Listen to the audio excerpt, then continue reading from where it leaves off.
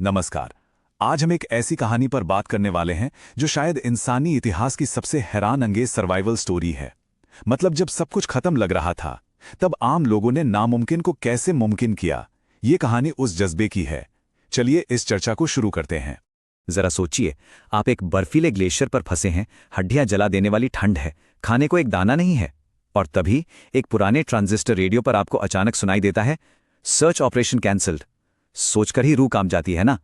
तो चलिए देखते हैं कि आखिर ये लोग इस भयंकर हालत तक पहुंचे कैसे। कहानी शुरू होती है 13 अक्टूबर 1972 से। और सच कहूं तो ये पूरी ट्रेजेडी एक बहुत ही जानलेवा नेविगेशन एरर का नतीजा थी।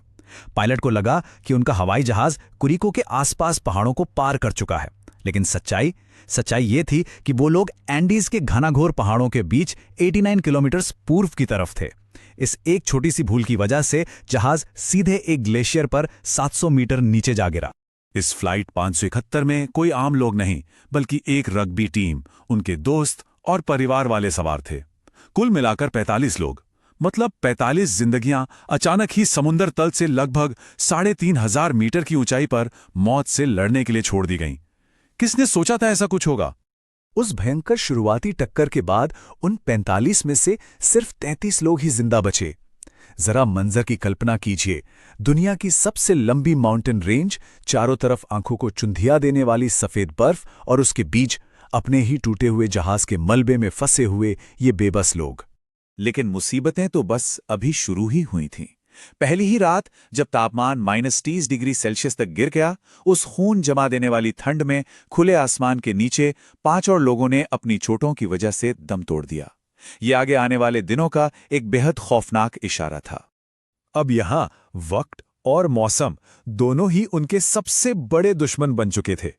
इस टाइमलाइन को देखें तो 13 अक्टूबर को क्रैश हुआ।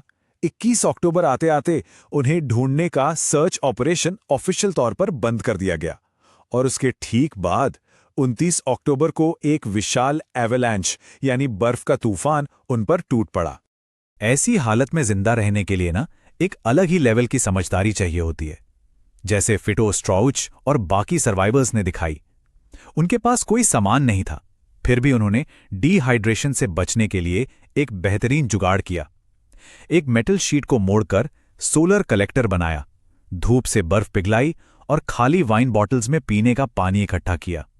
यह वाकई इंसानी दिमाग की जीत थी।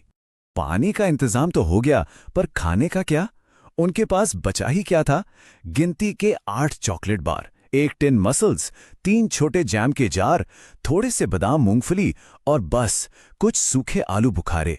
ये राशनिंग इतनी सख्त थी कि फर्नांडो पराडो नाम के सर्वाइवर ने लगातार 3 दिन तक रोजाना सिर्फ 1 चॉकलेट, चढ़ी हुई मूंगफली खाकर अपना वक्त काटा। 11वें दिन तक आते आते वो थोड़ा बहुत बचा हुआ खाना भी पूरी तरह खत्म हो गया। अब 3,800 मीटर की इस ऊबड़ खाबड़ ऊंचाई पर न वहां कोई पेड़ पौधा था, न ही कोई जानवर। मजबूरी में उन्होंने सीट का लेदर और कॉटन तक खाने की कोशिश की, पर उससे वो बस और बीमार हो गए। भूखमरी का वो नंगा सच अब बिल्कुल उनकी आंखों के सामने था। ऐसे में उनके सामने एक ऐसी स्थिति आई जिसके बारे में सोचना भी किसी बुरे सपने जैसा है। जिंदा रहने का अब बस एक ही रास्ता बचा था, और उन्होंने एक बेहद मुश्किल, दिल तोड़ देने वाला फैसला लिया। खुद को जिंदा रखने के लिए उन्हें अपने ही मृत दोस्तों और परिवार वालों के शव खाने पड़े। सुनकर ही शायद आपकी रूह कांप जाए, पर उस वक्त जिंदा बचने की यही एकमात्र कीमत थी। और पता है, लोग इस दर्दनाक सच्चाई के साथ खुद को ढाल ही रहे थे कि प्रकृति ने एक और वार किया। उस विशाल एवलांच ने जहाज के बचे हुए हिस्से को पूरी तरह बर्फ में दफन कर दिया। इसमें 8 लोग और सांस रुकने से मारे गए। अब उस छोटी सी जगह में बर्फ के नीचे फंसे हुए सिर्फ 19 लोग बाकी थे। जब ये पूरी तरह साफ हो गया कि कोई रेस्क्यू टीम उन्हें बचाने नहीं आने वाली, तो उन्होंने सोचा अब जो करना है हमें ही करना है। ये किसी चमत्कार से कम नहीं कि एक 18 साल के सर्वाइवर ने अपनी मां की दी हुई एक नीडल किट और जहाज के इंसुलेशन मटेरियल का इस्तेमाल करके एक बड़ा सा स्लीपिंग बैग सिल दिया। ये बैग 3 लोगों को गर्म रखने के लिए बनाया गया था, क्योंकि अब उन्हें एक आखिरी और बेहद जानलेवा सफर पर निकलना था। यहां पर एक बहुत ही गहरा सवाल उठता है। जब पूरी दुनिया आपको मरा हुआ मान चुकी हो और आपकी तलाश बंद कर दी हो, तब आप जिंदा कैसे रहते हैं? इसका जवाब ये है कि उनमें से जो लोग शारीरिक तौर पर सबसे मजबूत थे वो खुद अपनी रेस्क्यू पार्टी बन गए। उन्होंने अपनी उस घंघोर निराशा को पूरी ताकत के साथ एक्शन में बदल दिया। पर बिना किसी गियर के ये सब आसान थोड़ी ना था। उनके पास कोई टेक्निकल इक्विपमेंट नहीं था, ना कोई नक्शा, ना कंपास और ना ही पहाड़ चढ़ने का कोई तजुर्बा। पराडो, कनेसा और विजेंटीन पश्चिम की तरफ निकल पड़े। उस जानलेवा ठंड और पतली हवा में उन्होंने खुद को बचाने के लिए बस जीन्स और स्वेटर्स की कई लेयर्स पहन रखी थी। 3 दिन की हड्डियां तोड़ देने वाली चढ़ाई के बाद जब वो आखिरकार चोटी पर पहुंचे तो उनकी सारी उम्मीदों पर पानी फिर गया। उन्हें उम्मीद थी कि वहां से उन्हें चिली की हरी भरी घाटियां दिखेंगी, पर वहां क्या था? 360 डिग्री यानी जहां तक नजर जाए सिर्फ और सिर्फ बर्फ से ढके हुए पहाड़ थे। मंजिल अभी भी बहुत दूर थी, पर उस पॉइंट पर हिम्मत हारने के बजाय उन्होंने एक बहुत ही प्रैक्टिकल फैसला लिया। ताकि पराडो और केनेसा के पास आगे के सफर के लिए काफी खाना बचे, विजेंटन ने वापस क्रैश साइट पर लौटने का निर्णय लिया। और आपको पता है, जिस चढ़ाई में उन्हें 3 दिन लगे थे, वहां से एक हवाई जहाज की सीट को स्ले की तरह यूज करके विजेंटन सिर्फ 1 घंटे में स्लाइड करते हुए नीचे पहुंच गए। अब आगे का सफर सिर्फ और सिर्फ पराडो और केनेसा के हाथों में था। आगे का ये सफर मेरी नजर में इंसानी दृढ़ निश्चय की सबसे महान मिसाल है।